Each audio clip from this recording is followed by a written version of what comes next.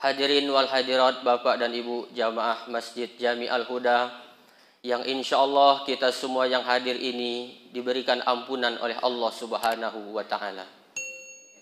Rasanya tidak ada kalimat yang mampu kita rangkaikan, tidak ada ucapan yang mampu kita sanjungkan kehadiran Allah kecuali ucapan Alhamdulillahi Rabbil Alamin. Allah berikan kita nikmat begitu banyak, tidak pernah berhenti walau hanya sedetik pun. Hari ini Allah berikan kita nikmat sehat sehingga bisa hadir kita di masjid ini. Hari ini Allah berikan kita sempat sehingga kita diikhlaskan hati, melangkahkan kaki menuju ke masjid ini. Lalu kita memuji Allah, mengagungkan Allah dengan kalimat takbir, tahmid, tasbih dan tahlil. Seakan-akan semakin menambah betapa cintanya kita kepada Allah Subhanahu wa Ta'ala. Semoga segala yang kita ucapkan, semoga segala yang kita lakukan, mulai dari ayunan tangan, langkah kaki, hembusan napas, kedipan mata, detak jantung, aliran darah, semuanya dicatat sebagai pahala di hadapan Allah Subhanahu wa Ta'ala. Dan kalaupun hari ini ajal kita datang menjemput, semoga itu semua bisa menjadi bekal kita untuk pulang menghadap Allah Subhanahu wa Ta'ala. Tetapi hari ini tidak semua orang melaksanakan sholat Idul Adha. Sebagian dari saudara kita ada yang sedang terbaring di rumah sakit. Sebagian mereka ada yang sedang dirawat di ICU. Bukan karena Allah tak sayang, justru Allah maha sayang. Allah beri kita ujian sakit supaya kita berdoa lebih khusyuk, supaya sujud kita lebih lama, supaya kita meneteskan air mata bahwa kita perlu kepada Allah Subhanahu wa Ta'ala. Allahu Akbar, Allahu Akbar, Allahu Akbar, walillahil hamd. Hadirin wal hadirat jamaah salat Idul Adha rahimakumullah. Kalau kita mendengar suara takbir bersahut-sahutan di tengah keheningan kesunyian, biasanya kita terngiang dan teringat kepada orang-orang yang berjasa di dalam kehidupan kita. Terbayang wajahnya di pelupuk mata, terbayang namanya di lubuk hati yang paling dalam, terbesit suaranya di telinga. Tetapi hari ini mereka sudah tidak lagi bersama kita. Semuanya sudah dipanggil pulang menghadap Allah Subhanahu wa Ta'ala. Mungkin kita ada yang teringat dengan kedua orang tua kita, tapi hari ini mereka sudah tidak lagi bersama-sama dengan kita. Di hari mulia bulan baik ini, apa yang bisa kita balaskan untuk jasa atas kebaikan kedua orang tua kita? Bagi yang memiliki kelapangan rezeki, bawalah mereka ke tanah suci, bawalah dia tawaf keliling Ka'bah, sa'i, tahallul, ajaklah dia wukuf di Arafah kalau memang ada kelapangan rezeki. Tetapi kalau itu pun tidak mampu, maka berkorbanlah atas nama kedua orang tua kita, pahalanya sampai. Seorang sahabat Nabi bernama Sa'ad bin Ubadah bertanya kepada Rasulullah, "Ya Rasulullah, inna ummi matat." Wahai Rasulullah, ibuku telah lama meninggal. Afa atasaddaqu anha? Bolehkah aku bersedekah atas namanya? Kata Nabi, tasaddaq ya Sa'ad. Bersedekahlah wahai Sa'ad, pahalanya sampai. Hadirin jamaah salat Idul Adha yang dimuliakan oleh Allah Subhanahu wa Ta'ala. Kalau itu pun juga tidak mampu kita lakukan, berziarahlah ke makamnya, kirimkan Al-Fatihah. Kalau masih ada kelapangan waktu, ada waktu yang panjang, engkau bacakanlah tahlil, tahmid, tasbih dan takbir. Engkau kirimkan pahala untuk keduanya. Insya Allah itu bisa menjadi pengganti kurban kita, menjadi pengganti untuk mengobati rasa kerinduan kita kepada kedua orang tua kita. Rasulullah Shallallahu Alaihi Wasallam ditanya oleh sahabat, "Ya Rasulullah, man ahaqqun nas bi husni sahabati?" Wahai Rasulullah, siapakah orang yang paling layak aku berbakti kepadanya? Nabi berkata, ummuka, ibumu. Siapa lagi ya Rasulullah?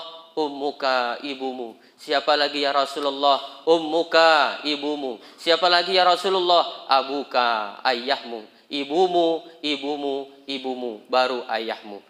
Begitulah Allah Subhanahu wa Ta'ala memuliakan kedua orang tua kita. Hadirin wal hadirat, Bapak dan Ibu jamaah salat Idul Adha rahimakumullah. Kurban adalah syarat dengan nasihat tentang kehidupan Nabi Ibrahim alaihissalam yang diberikan tauladan untuk kita semua. Tapi jangan lupa, bahwa berbakti kepada kedua orang tua kita juga adalah bagian dari ajaran Nabi Ibrahim alaihi salam. Allah Subhanahu wa taala berfirman, "Wakhfid lahuma janaha dzulli minar rahmah." Dan rendahkanlah dirimu di hadapan kedua orang tuamu dengan penuh kasih sayang. Maka sayangilah kedua orang tua kita dengan memberikan layanan yang terbaik kepada mereka. Hadirin, jangan sampai kita menjadi anak yang durhaka. Boleh jadi kita sudah sholat 5 waktu, berjamaah pula di masjid. Boleh jadi mungkin ada anak kita yang penghafal Al-Quran. Istri dan anak perempuan kita berjilbab syar'i, bahkan tidak sedikit yang bercadar. Tapi di balik itu semua, ternyata sudah seminggu dia tidak menegur orang tuanya. Sudah sebulan dia berkelahi dengan orang tuanya. Sudah setahun dia tidak pernah menjenguk kedua orang tuanya. Anak seperti ini, jangankan masuk surga, bau surga pun diharamkan baginya. Jangan sampai kita menjadi anak yang durhaka. Harta bisa dicari, jabatan bisa diusahakan, pangkat bisa diikhtiarkan, tapi kesempatan membahagiakan kedua orang tua tidak akan pernah terulang 2 kali. Kemudian Rasulullah SAW pernah bersabda, celaka dia, celaka dia, celaka dia. Lalu sahabat bertanya, siapakah yang celaka itu wahai Rasulullah? Lalu Nabi menjawab, man adraka abawaih indal kibari ahaduhuma au kilaihuma falam yadkhulul jannah. Yaitu orang yang apabila mendapati kedua orang tuanya atau salah satu darinya, tapi tidak menyebabkan dia masuk surga karena menjadi anak yang durhaka. Kalau itu pun tidak mampu, minimal setiap selesai sholat kita angkat tangan untuk mendoakan kedua orang tua kita. Harta kita tidak punya, pangkat kita tidak ada, mungkin gelar kita pun dianggap oleh adik-beradik yang lain kita adalah anak yang tidak sekolah. Tapi tidak ada salahnya kita doakan kedua orang tua kita. Sehatkan badannya ya Allah, lapangkan rezekinya ya Allah, bahagiakan hatinya ya Allah, matikan nanti dalam keadaan husnul khotimah, dan satukan nanti kami semuanya di dalam surgamu ya Allah. Tetap doakan untuk kedua orang tua kita. Begitulah cara membalas kebaikan kedua orang tua kita. Allahu Akbar, Allahu Akbar, Allahu Akbar, walillahil hamd. Itulah pesan pertama dalam khutbah Idul Adha ini. Nabi Ibrahim mengajarkan kepada kita supaya senantiasa berbuat baik kepada kedua orang tua kita. Padahal Nabi Ibrahim, ayahnya adalah seorang yang tidak beriman, Azar, tapi dia tetap berbuat baik kepada orang tuanya. Allahu Akbar, Allahu Akbar, Allahu Akbar, walillahil hamd. Kemudian pelajaran yang ketiga, Idul Adha, Id artinya adalah kembali, Adha artinya berkurban. Idul Adha, kembali berkurban. Syariat kurban ini sebenarnya sudah ada sejak zaman Nabi Adam alaihi salam, di mana ketika Qabil dan Habil diperintahkan oleh Allah untuk berkorban. Kisah ini bisa kita baca di surah Al-Maidah ayat 20 sampai 31. Kemudian syariat kurban ini berlanjut di zamannya Nabi Ibrahim alaihi salam. Ini pun juga diabadikan dalam Al-Qur'an, surah As-Saffat ayat 102. Falamma balagha ma'ahu sa'ya. Ketika Ismail sedang lucu-lucunya, sedang bisa membantu ayahnya berusaha, lalu Nabi Ibrahim berkata kepada anaknya Ismail yang sangat ia cintai, ya bunayya inni ara fil manami anni azbahuk fanzur maza tara. Wahai anakku Ismail, tadi malam ayah bermimpi disuruh Allah menyembelih kamu. Bagaimana menurut pendapatmu nak? Hadirin, mimpinya para nabi, mimpinya para rasul adalah wahyu, berbeda dengan mimpi kita. Tadi malam ayah bermimpi disuruh Allah menyembelih kamu nak. Fanzur maza tara. Bagaimana menurut pendapatmu nak? Mendengar ucapan ayahnya ini, apakah Ismail takut? Apakah Ismail gentar? Apakah Ismail mau lari? Tidak. Ternyata jawaban anak yang soleh sungguh luar biasa. Ya abati, if'al ma tu'maru satajiduni insyaallahu minas sabirin. Laksanakanlah ayah apa yang Allah perintahkan kepada ayah. Insyaallah engkau akan mendapati aku termasuk orang yang sabar. Lalu dimintakanlah izin kepada ibunya Siti Hajar. Terharu Siti Hajar melihat wajah anaknya yang cuma satu-satunya. Lalu dipakaikanlah pakaian yang bagus, dibawa ke Mina yang sekarang disebut dengan Jabal Kurban, tempat orang melakukan pelontaran jumroh. Mudah-mudahan satu saat kita bisa berhaji ke sana. Didudukkan oleh Nabi Ibrahim anaknya Ismail ini, lalu dibaringkan. Lalu Ismail berkata kepada ayahnya, "Ayah, ikatlah tanganku, supaya nanti aku tidak kesakitan menggelepar, lalu menyakiti badan ayah." Lalu yang kedua Ismail berkata, "Ayah, singsingkan baju ayah. Jangan sampai baju ayah terkena darahku. Nanti kalau baju ayah terkena darahku, ayah akan lama mengenangku dan sulit melupakanku." Yang ketiga, "Ayah, sampaikan salamku pada ibuku. Maafkan aku yang belum bisa berbakti kepadanya. Insya Allah nanti pada hari kiamat, pada hari pembalasan, barulah aku bisa membalas kebaikan ibu." Lalu Ismail dan ayahnya pun telah tulus ikhlas, dengan hati yang ikhlas tapi tetap sedih. Lalu Nabi Ibrahim pun menghunuskan pedang yang sudah dia asah sangat tajam. Dia baringkan anaknya hanya dengan satu kali tarikan. Nabi Ibrahim tidak tega melihat anaknya. Dia palingkan wajahnya. Dengan hanya satu kali tarikan, dia sebut nama Allah. Bismillahi Allahu Akbar. Beliau tarik pedang itu. Lalu terdengarlah suara darah memuncrat. Terdengarlah suara darah mengalir. Ibrahim berkeyakinan bahwa leher anaknya telah putus dalam pikiran Nabi Ibrahim alaihissalam. Lalu kemudian Nabi Ibrahim belum berani melihat anaknya yang telah ia sembelih dengan tangannya sendiri. Dia tarik napas dalam-dalam, dia diam sejenak. Sampailah jiwanya menguasai hatinya, barulah dia melihat kepada anak yang telah ia sembelih. Betapa terkejut Nabi Ibrahim alaihissalam, ternyata yang ada di depannya hanyalah seekor kambing kibas. Kenapa? Karena ketika sesaat Nabi Ibrahim mau menyembelih anaknya, malaikat di atas langit semua menangis mohon ampun kepada Allah Subhanahu wa taala. Ya Allah, selamatkanlah Ismail. Sudah cukup ujian untuk Ibrahim. Ibrahim telah membuktikan cintanya kepadamu ya Allah. Ibrahim telah membuktikan dia adalah hamba yang taat kepadamu. Cukuplah itu ya Allah. Lalu Allah utus malaikat Jibril menggantinya dengan seekor kambing kibas. Allahu Akbar, Allahu Akbar, Allahu Akbar, walillahil hamd. Begitulah jikalau kita ingin mencontoh Nabi Ibrahim dalam berkurban. Bukan hanya sekedar berkurban, tapi tidak berpikir lama. Kalau sudah Allah yang nyuruh. Makanya Nabi Ibrahim mendapat gelar Khalilullah, tidak pernah membantah perintah Allah Subhanahu wa taala. Makanya kita hari ini kalau memiliki kelapangan rezeki, lalu ditawari untuk berkurban, masih bertanya. Saya tanya anak saya dulu, saya tanya mertua saya dulu, saya tanya menantu saya dulu. Belum senilai dengan apa yang dilakukan oleh Nabi Ibrahim alaihissalam. Allahu Akbar, Allahu Akbar, Allahu Akbar, walillahil hamd. Karena itu hadirin Bapak dan Ibu jamaah sholat Idul Adha rahimakumullah, kalau sudah Allah yang menyuruh melakukan kebaikan, jangan berpikir lama. Lakukan kebaikan apapun, sekecil apapun, karena kita tidak tahu kebaikan apa yang akan mengantarkan kita ke dalam surga Allah Subhanahu wa taala. Kita tidak tahu kebaikan apa yang Allah ridho kepada kita. Boleh jadi hanya dengan menyingkirkan duri yang ada di jalan, Allah ridho, Allah ampuni dosa kita. Dulu juga pernah terjadi seorang, mohon maaf, ada seseorang yang suka berzina. Lalu ada seekor anjing yang kehausan, dia kasih air minum dengan ikhlas, dan Allah melihat itu, Allah ampuni seluruh dosa dan kesalahannya, dan Allah tetapkan dia masuk surga. Hadirin wal hadirat Bapak dan Ibu jamaah sholat Idul Adha rahimakumullah. Pelajaran yang ketiga yang kita ambil dari kisah Nabi Ibrahim alaihissalam dari Idul Adha ini adalah Nabi Ibrahim adalah orang yang penuh dengan ujian dalam hidupnya, tetapi beliau semuanya lulus dengan berbagai ujian.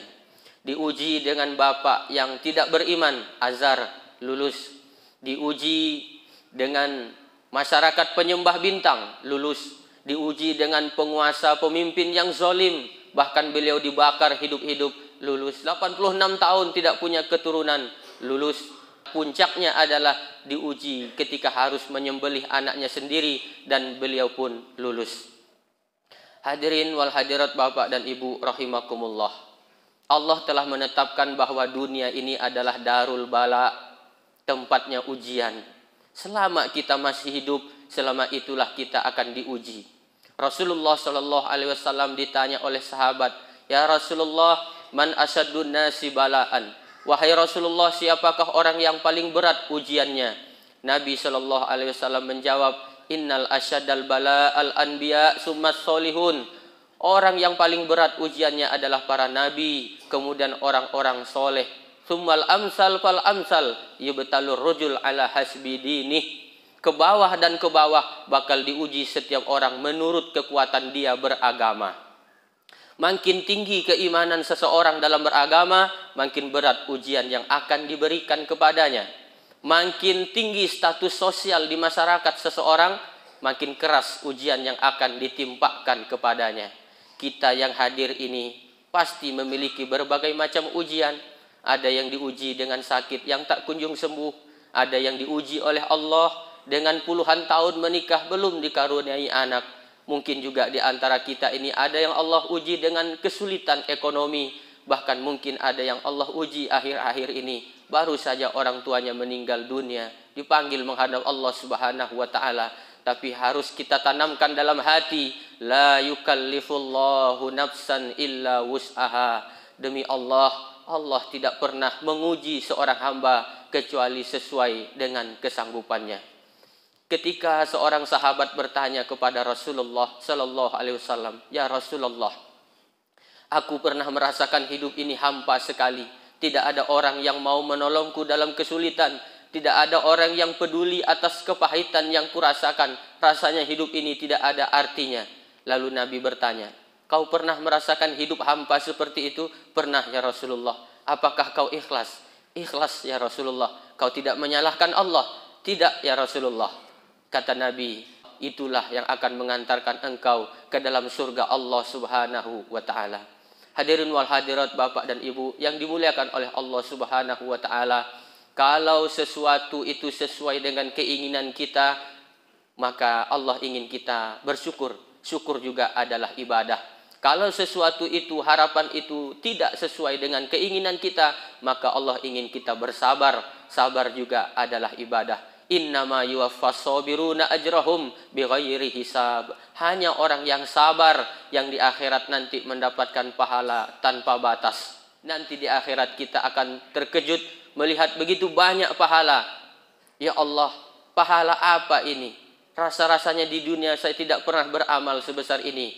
Allah berfirman, ini adalah pahala karena engkau sabar. Ini pahala karena engkau ikhlas saat ada orang mencaci maki, saat ada orang menjelekkan engkau, saat orang memfitnah engkau, saat orang menggibahi engkau, engkau bersabar, engkau ikhlas, engkau serahkan semuanya kepada Allah. Inilah semua pahalamu. Raditu billahi rabba wa bil islami dina wa bi Muhammadin nabiyya wa rasula. Kita ridho semuanya atas ketetapan Allah Subhanahu wa taala. Allahu akbar, Allahu akbar, Allahu akbar, walillahil hamd. Hadirin wal hadirat Bapak dan Ibu yang dimuliakan oleh Allah Subhanahu wa taala, jamaah salat Idul Adha rahimakumullah. Itulah 3 poin yang dapat khatib sampaikan dalam khutbah Idul Adha ini. Semoga Allah menerima semua kurban-kurban kita, baik kurban secara fisik, berkorban hewan, ataupun kita korbankan, kita sembelih kesombongan kita, kita sembelih nafsu kita, kita sembelih keegoisan kita sembelih sifat pelit kita. Syukur-syukur kalau kita juga pada tahun ini bisa berkurban dalam bentuk hewan, kambing ataupun sapi dan seterusnya. Semoga Allah lapangkan rezeki kita, Allah sehatkan badan kita, Allah berikan karunia yang banyak sehingga kita bisa berkurban tiap tahunnya. Dan semoga Allah mengampuni seluruh dosa dan kesalahan kita. Pada akhirnya berharap kelak kita di akhirat dimasukkan semuanya ke dalam surga Allah Subhanahu wa ta'ala. Akhirnya mari kita berdoa. Mudah-mudahan saat ini Allah berkenan mengabulkan doa-doa kita. A'udzubillahi minasyaitonirrajim. Bismillahirrahmanirrahim. Alhamdulillahi rabbil alamin. Allahumma salli wa sallim wa barik ala sayyidina Muhammadin wa ala alihi wa sahbihi ajma'in. Allahumma inna nas'aluka selamatan fid din. Ya Allah, berikan kami keselamatan dalam agama. wa afiatan fil jasad, sehatkan badan kami ya Allah, wa ziyadatan fil ilmi, tambahkan ilmu kami ya Allah, wa barakatan fi rizki, berkahi rizki kami ya Allah, wa taubatan qoblal maut, berikan kami kesempatan taubat sebelum mati, wa rahmatan indal maut, berikan rahmatmu ketika kami mati, wa maghfiratan ba'dal maut, ampuni seluruh dosa dan kesalahan kami setelah kami mati. Allahumma hawin alaina fi sakaratil maut, ya Allah mudahkanlah kami nanti dalam menghadapi sakaratil maut, wan najata minan nar, selamatkan kami dari azab api neraka, wal afwa indal hisab, dan maafkan ketika amal kami dihisab. Allahumma akhtim lana bi husnil khatimah, ya Allah tutuplah nanti akhir hayat kami dengan husnul khatimah, wala tahtim alaina bisu'il khatimah, dan jangan tutup akhir hayat kami nanti dengan su'ul khatimah. Rabbana hab lana minas solihin, ya Allah karuniakanlah kepada kami anak cucu keturunan yang soleh dan solehah, sebagaimana doanya Nabi Ibrahim, Rabbi habli minas solihin, minta anak yang soleh, anak yang akan selalu menyebut nama kami dalam setiap doanya, anak yang akan selalu memohonkan ampun atas segala dosa-dosa kami orang tuanya. Allahumma ghafir lana dzunubana wa liwalidina, ampunkanlah seluruh dosa dan kesalahan kami dan dosa kedua orang tua kami ya Allah. Warhamhuma, sayangi kedua orang tua kami, kama rabbayana shaghira, sebagaimana mereka sayang memberikan peluk ciumnya kepada kami ketika kami masih kecil. Berapa kali orang tua kami tidak nyenyak tidurnya karena tangis kami ya Allah. Berapa kali orang tua kami harus terbangun malam demi menjaga kami yang sedang sakit. Berapa kali orang tua kami hampir disuapnya nasi tidak jadi karena tangis kami ya Allah. Berapa kali orang tua kami harus mengorbankan harta bahkan jiwa ketika kami sedang sakit. Mereka yang mati-matian mencarikan obat untuk kami. Bahkan mereka mau menukar nyawa yang cuma satu-satunya asal kami anaknya tetap hidup di dunia ini.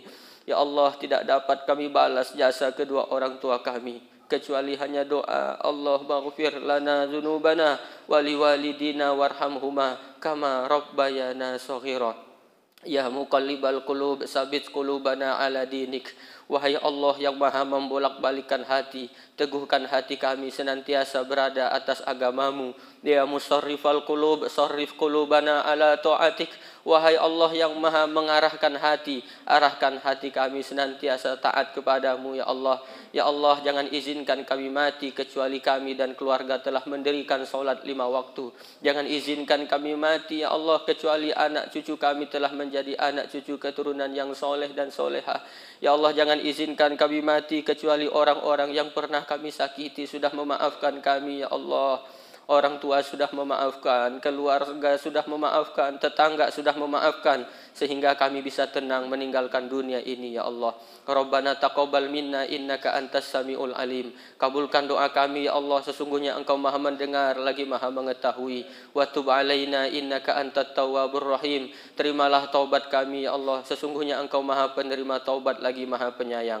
Rabbana atina fid dunya hasanah. Ya Allah, berikanlah kami keselamatan kebahagiaan di dunia ini. Wa fil akhirati hasanah, keselamatan dan kebahagiaan di akhirat nanti. Wa qina azabannar, wa qina azabannar, wa qina azabannar, dan selamatkan semuanya kami dari azab api neraka. Amin ya Allah, amin ya Rahman, amin ya Rahim, amin ya Rabbal alamin. Rabbana taqabbal minna innaka antas samiul alim wa tub alaina innaka antat tawwabur rahim. Wa sallallahu ala khairi khalqih sayyidina wa maulana Muhammadin nabiyil ummi wa ala alihi wa sahbihi ajmain. Subhana rabbika rabbil izzati amma yasifun wa salamun alal mursalin walhamdulillahi rabbil alamin. Ibadallah, innallaha ya'muru bil adli wal ihsan wa ita'izil qurba wa yanha 'anil fahsya'i wal munkari wal baghi ya'izukum la'allakum tadhakkarun. Fadhkurullahal azim yazkurkum washkuruhu 'ala ni'amihi yazidkum wa la zikrullahi akbar. Wassalamu alaikum warahmatullahi wabarakatuh.